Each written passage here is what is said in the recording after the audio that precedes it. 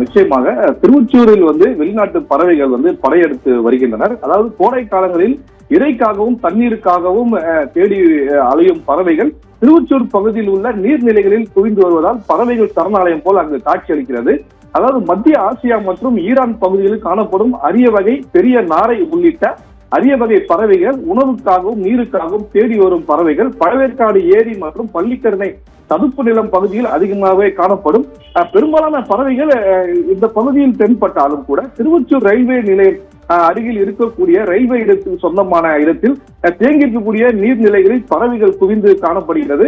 அதாவது greater flamingo எனப்படும் பெரிய நாரை, ஆர்டிக் பகுதிகளில் இருந்து வரக்கூடிய ஆர்டிக் ஸ்குவாவா, ஐரோப்பியாவில் இருந்து நீண்ட தூரம் பயணம் செய்து சென்னைக்கு வரும் அரிய வகை செங்கல் நாரை உள்ளிட்ட பறவைகள் இங்க அதிக அளவில் காணப்படுகிறது. உணவு தேடி வரும் வெளிநாட்டு பறவைகள் பள்ளிக்கரணை சதுப்பு நிலம், பழவேற்காடு ஏரி, வேடந்தாங்கல் மற்றும் அதாவது கரிகாலி பறவைகள் சரணாலயம், அடையாறு முகத்துவாரம் மற்றும் கேளம்பாக்கம், உப்புக்கை போன்ற பகுதிகளில் ஆண்டுதோறும் படையெடுத்து வந்த நிலையில் இந்த ஆண்டு, அதாவது கடந்த 2 ஆண்டுகளாக திருவொற்றியூர் ரயில்வே கேட் அருகில் இருக்கக்கூடிய நீர்நிலையில் காணப்படுவதால் அவ்வழியாக செல்லக்கூடிய பொதுமக்கள் கண்டு ரசித்து வருகின்றனர்.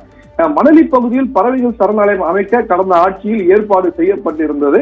திருவொற்றியூர் ரயில்வே கேட் பகுதியில் ரயில்வே அதாவது அங்கு இருக்கக்கூடிய ரயில்வேக்கு சொந்தமான இடத்தில் இங்கு பறவைகள் குவிந்து வருவதால் அந்த பகுதியில் அரசு அந்த பகுதியிலே சரணாலயம் அமைக்க வேண்டும் என்ற கோரிக்கையும் தற்போது எழுந்துள்ளது.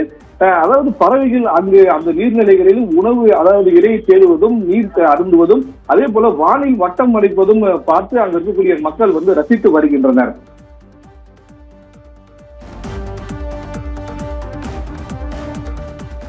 விவரங்களை வழங்கியமைக்கு நன்றி நவநீத கிருஷ்ணன்.